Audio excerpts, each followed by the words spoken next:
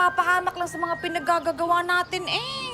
Baka naman ho pwedeng pabalikin nyo na si Badong. Babalik si Badong kung kailan niya gusto. At isa pa, ayoko na meron akong kompetensya sa negosyo ko.